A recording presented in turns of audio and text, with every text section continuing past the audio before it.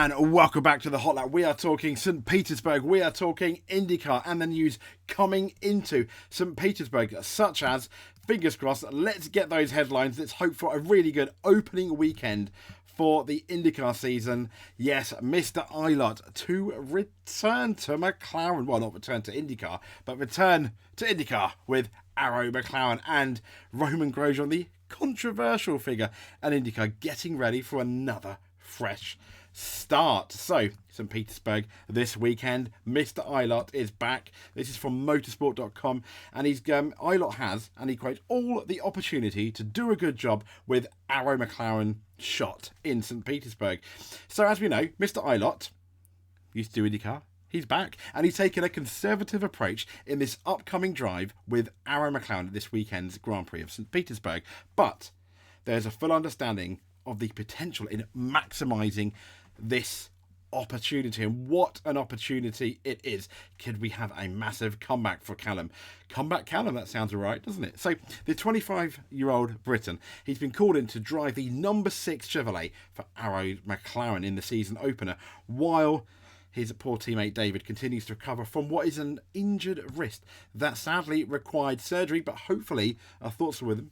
Absolutely good, comes back 100%. But let's talk about ILLOTT, and the journey has been an interesting one. As we know, or you may know, he's made 36 IndyCar starts over the last 3 seasons, and that includes 5 top 10 finishes. That has been one of the highlights of his career, and a team best 5th twice at, funny enough, St. Petersburg this weekend and the wonderful Laguna Seca circuit. That venture came after a brief spell with F1 programs, as well as a test drive for Ferrari and a reserve driver for Alfa Romeo, now Sauber or Stake F1. So despite the promise shown on track over the past few years, ILLOTT has been left without a full-time ride for IndyCar in 2024, and he's been forced to seek other opportunities, kind of like Roman Grosjean nearly was. So this has ended up with him going to the FIA World Endurance Championship, driving for Motorsport in the hypercar category. However, he's back in IndyCar. And he said in relation to that, I felt maybe it was slightly premature what happened at the end of last year, ILLOTT said, regarding his time with his old team, JHR. And he said, it's life, and you have to find the best situation for yourself and work with that. And to be fair, I'm very fortunate to be in a super competitive seat with Hertz Team Jota and hit the ground running on that. And we're second in the championship, in the World Endurance Championship straight away, which is great. And then to get the ball rolling at the first weekend of IndyCar with Arrow McLaren, I can't complain. Yeah, I mean, he's doing not too bad a job there, looking a bit older than within our thumbnail, but still quite the baby face. So uniquely though, the strategic alliance formed between Arrow McLaren and JHR is a large part of what made this smooth transition possible. Yep.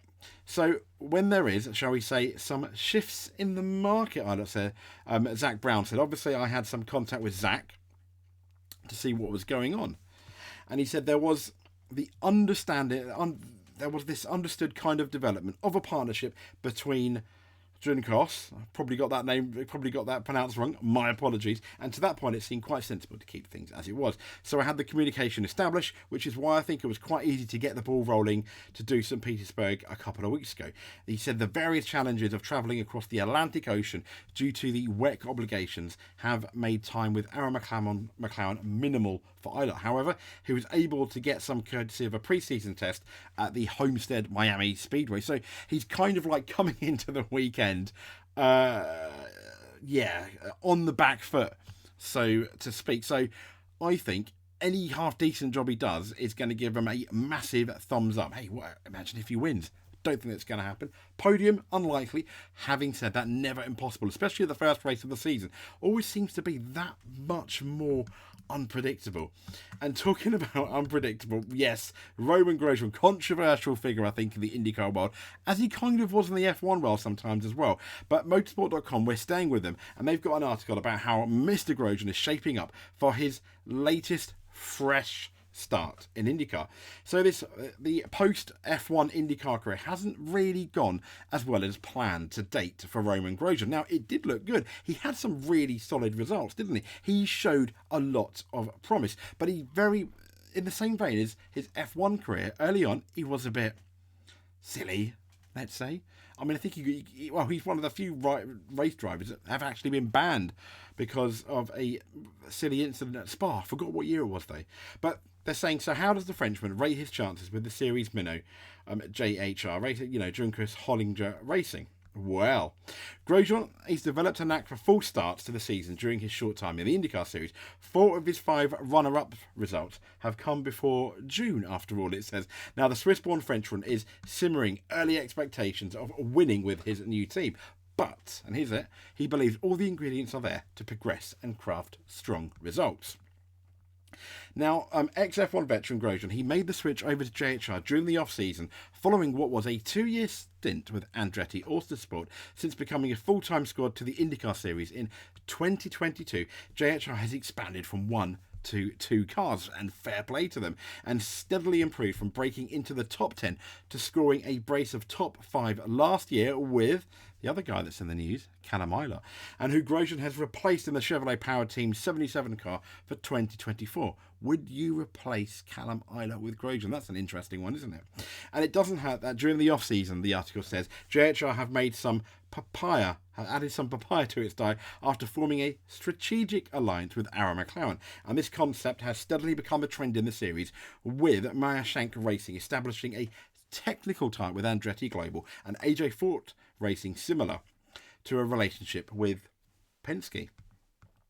So even though everything, the article goes on to say, appears to be trending in that right direction, Grosjean remains hesitant to declare the top step of the podium as an option when the season begins this weekend. But as we know, anything can happen. And he said, well, I think it may be early to speak about wins, said the 37-year-old. For sure, we're going to try to do everything we can, but we also have to be realistic that we are up and coming. The team has been doing a really good job for the past few years, but it's still a 3-year-old team, so a lot to do. But I think everyone is very motivated and very aware of what we can achieve and what we cannot achieve. That's good. He went on to say, saying, we're definitely going to try to be in the top 10 at first and see if we can do top 5 and maybe even more. But step by step, we know where we are and we know where we want to go. Now, Grosjean, as we know, has had 3 IndyCar poles to his credit, also acknowledges that one of the hurdles he needs to overcome is actually finishing at the Indy 500. And he's crashed out early in both appearances. Some might say classic Grosjean. But at least to try to see the checkered flag would be a good start. Yeah, to finish first you have to finish. I think that was a Ron Dennis McLaren mantra. But anyway, JHR is Grosjean's 3rd team in a 4-year span in IndyCar since he broke onto the scene with Dale Coyne Racing for what was a partial campaign in 2021. And he said, I'm excited to see what we can do together. I'm realistic of where we are and what we need to do. So there we go. Stay tuned for more IndyCar news going into the coming weekend for that first round 1 of the IndyCar season. Let's hope it's going to be an interesting one. Few new rules. I'm sure we'll get into that over the weekend. Like and subscribe. If you made it to the end, you're amazing. You are let's just say an oval winner. Let's say if you do both, you're definitely a circuit and an oval winner. If you do all 3, subscribe, comment, notify, like. If you do any of those, you're champion. Anyway, I digress. Thank you very much and speak to you soon.